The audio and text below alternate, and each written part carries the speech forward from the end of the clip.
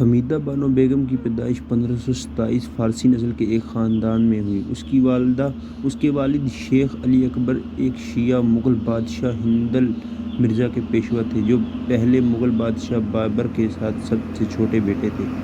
علی اکبر جامی کے میاں بابا دوست کے نام سے بھی جانا جاتا تھا، جو احمد جامی زندہ فعل کے نسب سے تعلق رکھتے تھے۔ حمیدہ بانو کی والدہ ماں افروز بیگم تھیں، جنہوں نے علی اکبر جامی سے پاٹ سندھ میں شادی کی۔ جیسا کہ اس کے نسب سے پتہ چلتا ہے کہ حمیدہ ایک دیندار مسلمان تھی۔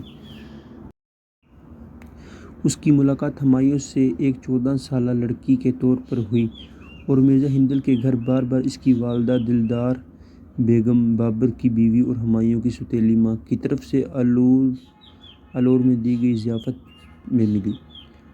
ہمایوں دبلی سے ہجرت کے بعد شیر شاہ سوری کی فوجوں کی وجہ سے جلا وطنی میں تھا، جو دہلی میں افغان کی حکومت کی بحالی کے عزائم رکھتی تھی۔ جب حمیدہ بانو بیگم کے ساتھ ہمایوں کی شادی کے لیے بات چیت چل رہی تھی، حمیدہ اور بندل دونوں نے شادی کی تجویز کی شدید مخالفت کی۔ شاید اس لیے وہ ایک دوسرے سے جڑے ہوئے تھے۔ ایسا لگتا ہے کہ حمیدہ بانو کو ہندل سے محبت تھی، حالانکہ اس کے صرف خالص ثبوت موجود تھے۔ اپنی کتاب ہمایوں نامہ میں ہندل کی بہن اور حمیدہ کے قریبی دوست گلبدن بیگم نے نشاندہی کی ہے کہ حمیدہ کو ان دنوں اپنے بھائی کے محل میں اور یہاں تک کہ ان کی والدہ دلدار بیگم کے محل میں بھی اکثر دیکھا جاتا تھا۔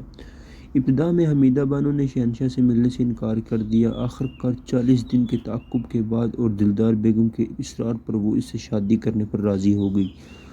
وہ ہمایوں میں اپنی ابتدائی ہچکچاہٹ کا حوالہ دیتی ہیں: میں کسی سے شادی کروں گی، لیکن وہ ایسا آدمی ہوگا جس کے گریبان کو میرا ہاتھ چھو سکتا ہے، اور ایسا نہیں جس کی اسکرٹ تک نہ پہنچے۔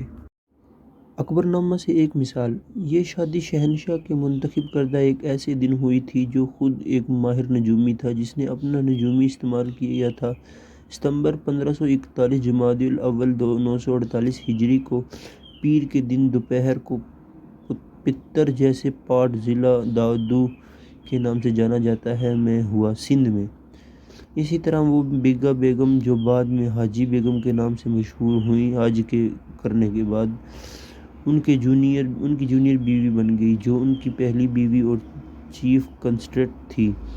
یہ شادی ہمایوں کے لیے سیاسی طور پر فائدہ مند ثابت ہوئی، کیونکہ اسے جنگ کے وقت حریف شیعہ گروہوں سے مدد ملی تھی۔ صحرا میں ایک خطرناک سفر کے ایک سال بعد 22 اگست 1542 کو، اور وہ شہنشاہ ہمایوں کے ایک چھوٹے سے صحرائی قصبے میں رانا پرساد، ایک ہندو سودا راجپوت کی حکمرانی والے عمر کوٹ پہنچے، جہاں رانا نے انہیں پناہ دی۔ 2 ماہ بعد اس نے 15 اکتوبر 1942 چوتھی رجب 949 ہجری کی صبح سویرے مستقبل کے شہنشاہ اکبر کو جنم دیا۔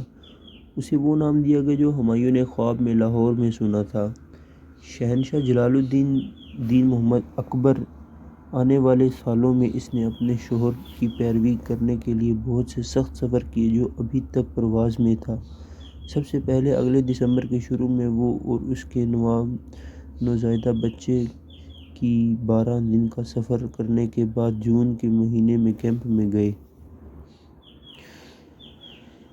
جس کا مقصد قندھار تھا۔ لیکن اس دوران ہمایوں کو شال مستان سے ایک صحرا اور بے آب و گیاں کچرے سے اجرت میں اڑان بھرنی پڑی۔ اپنے چھوٹے بیٹے کو پیچھے چھوڑ کر وہ اپنے شوہر کے ساتھ فارس میں چلی گئی، جہاں انہوں نے اپنے آبائی اجداد احمد جامی اور اہل تشیع کے مرزات ایران میں اردبیل، جو صفوی خاندان کا اصل مقام ہے، پر حاضری دی، جس سے ان کی مندرجہ ذیل بہت مدد ہوئی۔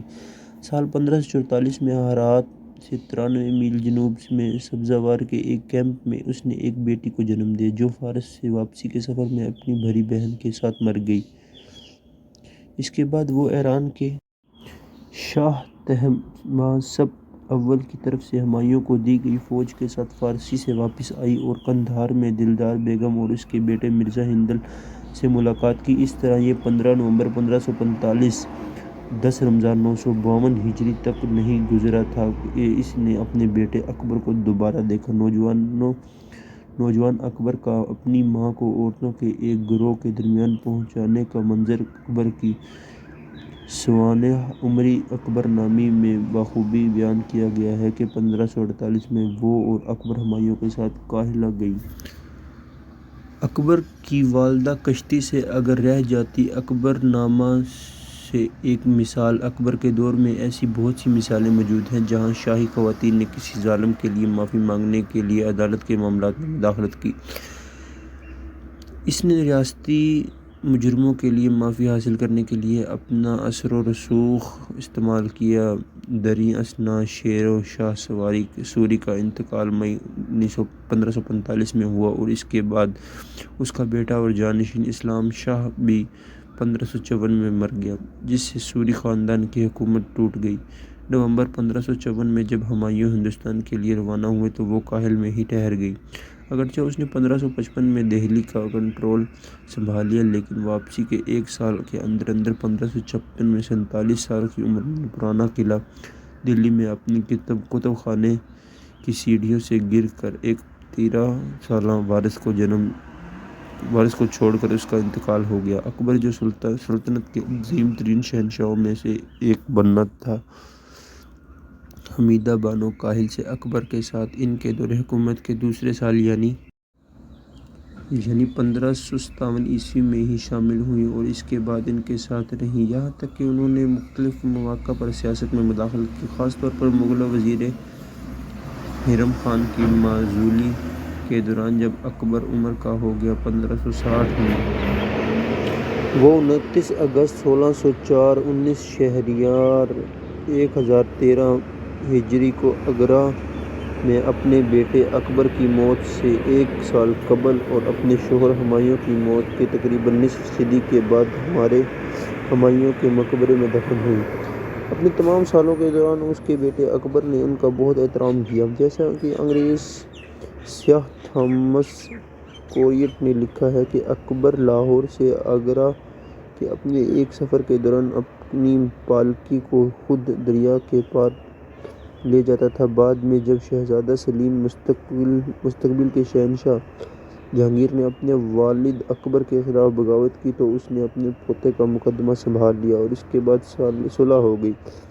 حالانکہ سلیم نے سازش کی تھی کہ اکبر کے پسندیدہ وزیر آہو الفضل کو قتل کروا دیا جائے، اکبر نے صرف 2 موقعوں پر اپنا سر اور ٹھوڑی منڈوائی، ایک رضاعی ماں جیجی لنگا کی موت پر اور دوسرا اپنی والدہ کی موت پر۔ مکانی مریم کے ساتھ رہنا جیسا کہ وہ اکبر کے ذریعے معصومیت کا مظہر سمجھا جاتا تھا۔ اس کے بیٹے اکبر اور اس کے پوتے جہانگیر کی عدالتی تاریخ میں اسے حضرت کے لیے کہا گیا۔ اس کی زندگی کی تفصیلات ہمایوں کی بہن گلبدن بیگم کی لکھی ہوئی ہمایوں نامہ میں بھی ملتی ہیں، نیز اکبر نامہ اور عین اکبری میں بھی، دونوں اس کے بیٹے اکبر کے دور میں لکھے گئے تھے۔ وہ 1945 کی ہندوستانی مہاکاوی فلم ہمایوں میں نرگس کے ذریعے پیش کی گئی۔ 2008 کی ہندوستانی مہاکاوی فلم جودھا اکبر میں، جس کی ہدایت کاری آشوتوش کاریگر نے کی، حمیدہ بانو کا کردار پوئم سُنا نے نبھایا تھا۔ 18 جون 2013 سے ڈی ٹی وی نے رجت توکس اور پریدھی شرما کے ساتھ جودھا اکبر کے نام سے ایک ٹی وی سیریز نشر کرنا شروع کیا۔ حمیدہ بانو بیگم کو مرکزی کردار کے طور پر پیش کیا گیا اور اسے چھایا پھاڈکر نے نبھایا۔ ریشنا کندہاری نے 2017 کی ہندوستانی ٹیلی ویژن سیریز اکبر رخ سے تخت کا سفر میں حمیدہ بانو بیگم کا کردار ادا کیا۔